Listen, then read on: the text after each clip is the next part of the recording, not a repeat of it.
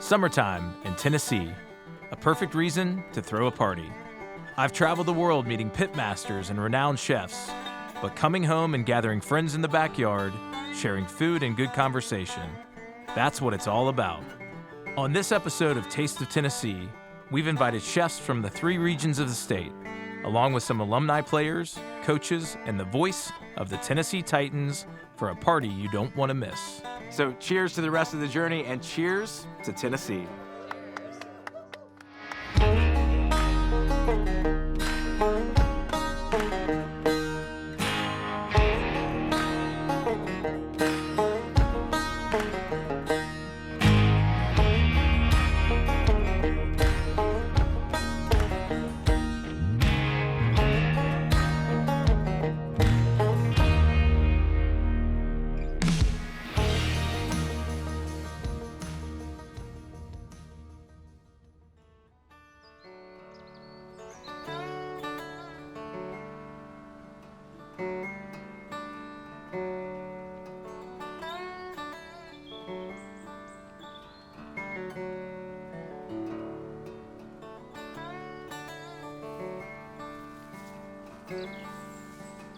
I also have a great photo of my kid literally shimmying himself under the gate, trying to get in here like he's a Peter Rabbit or something. I might follow along, man. Yeah. This is great. Yeah. Look at this one. Did you get a good one? I got a great one. Oh, yes. Oh, it's perfect. I mean, this is like... It's absolutely perfect. So another thing that I love to do is to get little like these where they're like growing together and put that on a platter. You know, that like natural movement. I love how you're so intentional in like catering the experience, not only just from a food perspective, but visually as well. Yeah, well, my mom's an artist, actually. My mom's a painter. You know, I do feel like, you know, people eat with their eyes first. So sure. it's, and I think, oh, this is a good one. Come on. Come on. Look at that. Wow. So yeah, I think it just kind of reinforces that and like gives the whole event sort of like a sense of place, you know? Middle Tennessee, the heartland of the state, home to its lively capital, Nashville, and a growing number of world-class chefs and restaurants. I see more neighborhood restaurants, and instead of it just being concentrated on downtown, and more people are sticking to their neighborhoods, and you see the Nations, Charlotte Park. East Nashville definitely has its share of neighborhood restaurants. It's going to continue to spread. It can't stop. There's nowhere else in the country that you're gonna find a better meal, and that's period. And the people, you know, you got the land, look at this, you know, there's opportunity, and just to raise a family, you know, it was just a no-brainer, really.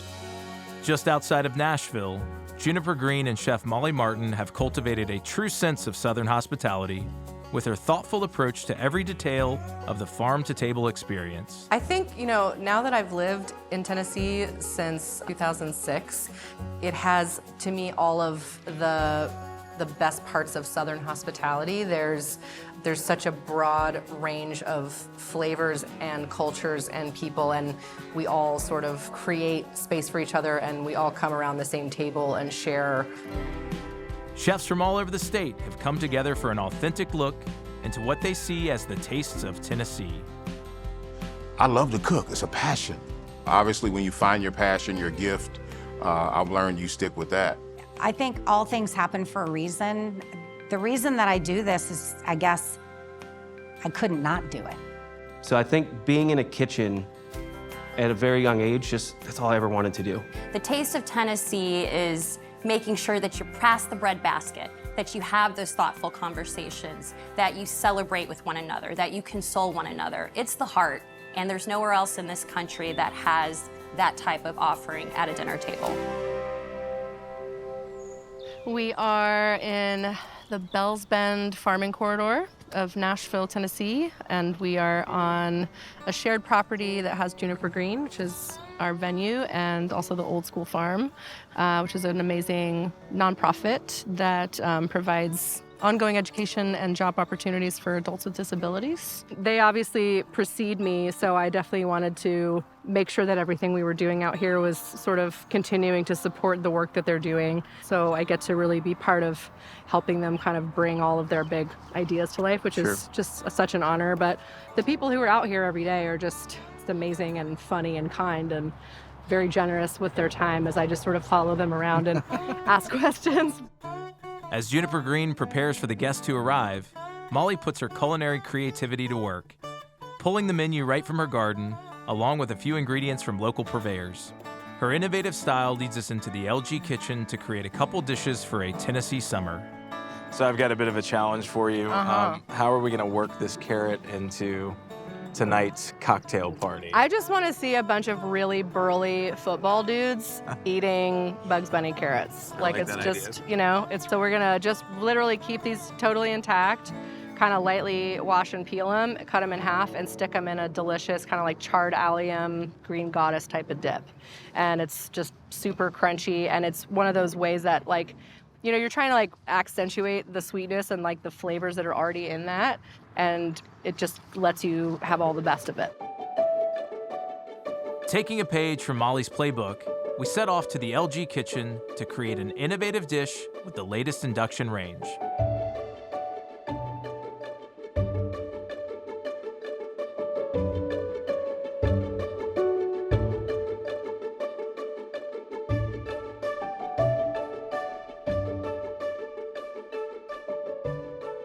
I love that you're using every part of the vegetable, not only just for presentation, but also just it's kind of whimsical and fun, and gives an opportunity for people to dig in. Yeah, well, especially I think one of the things that we think about as well with our presentations and our food is that you're gathering a group of people who may or may not know each other yet or feel comfortable yet, and everything that we're doing is giving them an entry point to. I think when you go like this, as if somebody else and you approach, you're it's already hard to take fast yourself friends, too right? seriously when you have carrot greens hanging out of your mouth. But it's all about human connection to me, and I think it is one of the last places that people really slow down and have a shared sensory experience. And I think those are the things that really create solid core memories, right? Is when everyone is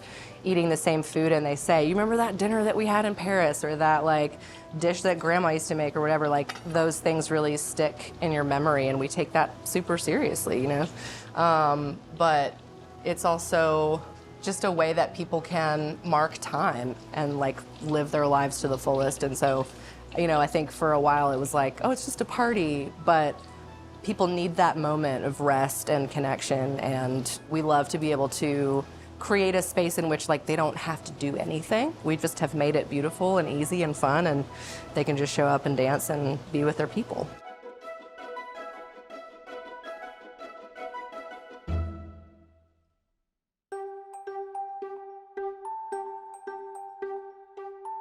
Yeah, it definitely does. I think, I do feel like you can taste the difference when you've just pulled something a warm tomato off the vine or a strawberry that you just pulled off the ground.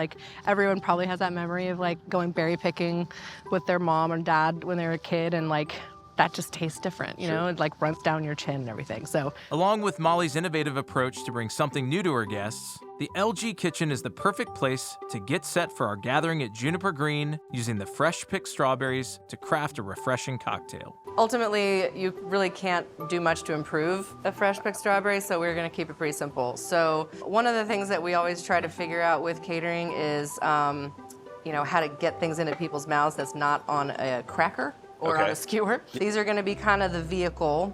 And then what's better than strawberries and goat cheese? Could throw a little pancetta on there for some salt. You're singing on all my lines. I love that you actually trim just this side here. Yeah, to just to keep them a little bit, because that's another thing. If you're walking around outside, you want them to kind of stay stable. So we're gonna just slightly flavor up this goat cheese a little bit. And is that a goat cheese that you're also sourcing here locally in Yeah, it's Tennessee? from Noble Springs Dairy Oh, man. here in Tennessee. They're amazing. And then you want to really just kind of loosen that up a little bit so that it's easier to pipe into the strawberries. So I'm just going to mix a little bit of that Hatcher dairy buttermilk. Oh, man. That's a big part of, being able to be here on the farm. You're not only sourcing these just beautiful strawberries and the fresh herbs, but you're also supporting, farmers throughout not only Middle Tennessee, but the rest of the state as well. Yeah, it really is such a strong community, and you know, I never meant to end up here, but one day I looked around and I was like, I can't leave. I know everyone. And you know, we get all of our cheeses from Bloomy Rind. She's a local cheesemonger that started in a friend's restaurant's basement, and now she's got a big warehouse. My connection to Molly and Juniper Green, and we've known each other through our different incarnations of our food careers over the years. The way that I started at the farmer's market and then got to open up inside someone else's small business at Porter Road Butcher, connecting with chefs. And so it's the food, but it's the community. I think it's the people that make the taste of Tennessee. I think the way that we're trying to innovate out here really is trying to write a new story around how people who love food and work in hospitality can interact with that job. With chef culture, guests really want to be interactive. They want to be talking to the people that are producing whatever the food. And I think that goes back to that same thing about connecting and community. You know, you can get excited about plating and kind of forget about what it's actually going to be like to put it in your mouth in front of a bunch of other people. So sometimes you have to do a little test drive.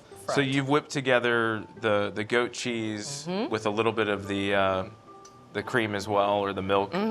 And then Meyer you just lemon. put it into the piping bag, right? Yep, a little bit of Meyer lemon zest, some white pepper, some salt. I'm always trying to layer different types of flavors and different textures and stuff. So you're getting salty, crunchy from the pancetta, a little bit of extra texture on there. If you want to take over that scene. I can tweezer food here. I know. That's how you know you've really made it as a chef, when you get out the tweezers. People take you a lot more seriously. What would you describe as sort of your culinary style? Tennessee, Southern?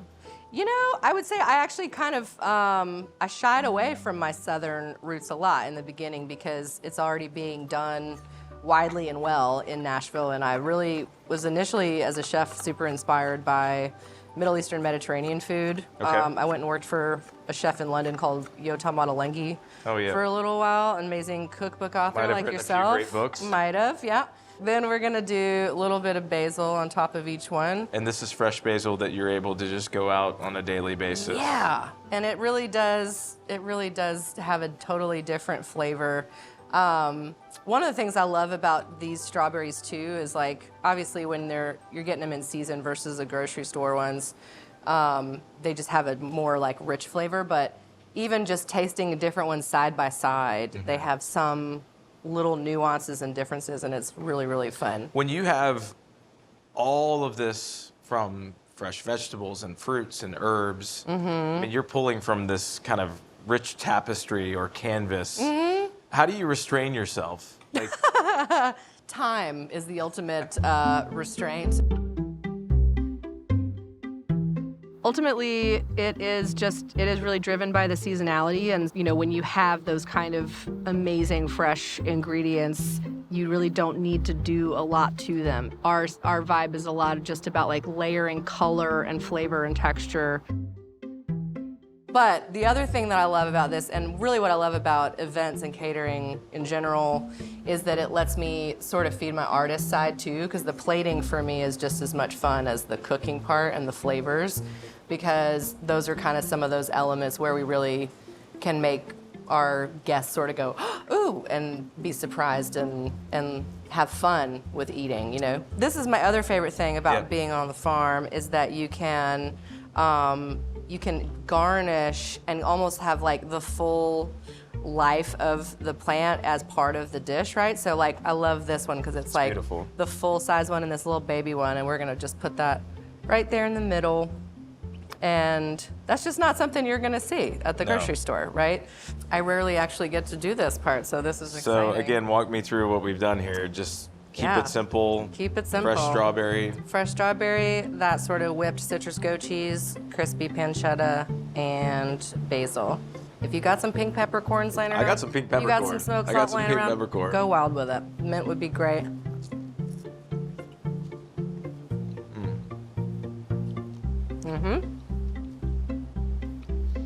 I'm beginning to learn that Molly's World is a good world. It's a tasty world. Not only do you have this beautiful farm to source all the ingredients, but you have this lovely kitchen, and as a chef, this is your home. This is where you're spending so much of your time. So much of my time. I feel extremely lucky to be here for sure. It's a beautiful place to come to work every day.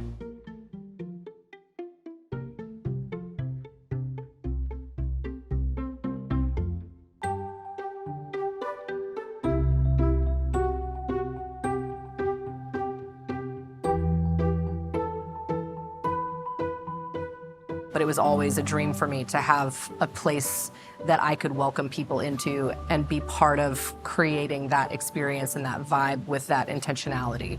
And our team thinks a lot about how to make people pause and feel seen, even if it's just a moment like you overheard someone say, I really wish I had this, and then they bring it to you. Those moments are powerful.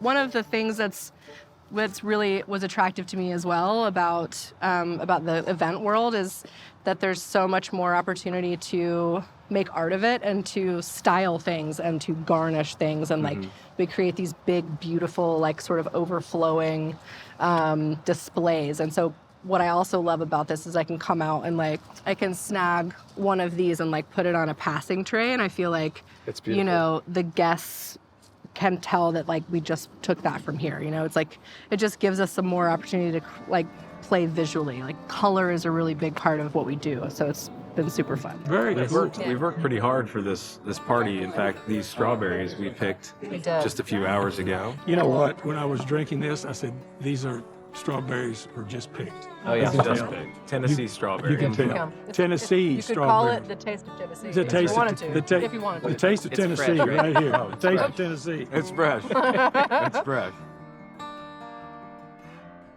Hey guys, real quick, I want to thank everybody for coming out tonight. It's another beautiful evening here in Tennessee. You know, Taste of Tennessee is more than just the food. It's really about the great people and this community. And I want to really thank the Tennessee Titans for coming out tonight, and also our chefs from Knoxville to Nashville to Memphis and everywhere in between to celebrate this great state. So cheers to the rest of the journey, and cheers to Tennessee. I really feel like at its best, food is an offering. It's a gift that you give to someone. And you know, when you think about the hardest times that you have in life, like a death in the family or an illness or a new baby, and then also you have like the times that you're celebrating, like all of that is centered around food. Like people bring food when times are hard. They celebrate around food when times are great. Food is the center of core memories. It's, you know, you can smell something and it takes you back to a trip that you took or whatever. So like, and it's really a way, I think the thing that I love the most about food culture, I guess, is that it is this entry point into people's stories, into their hearts and their memories, and you can totally not speak the same language and take a bite of something together and go, yeah, that's delicious, you know? So it can be, it's a currency, it's a conversation, it's everything.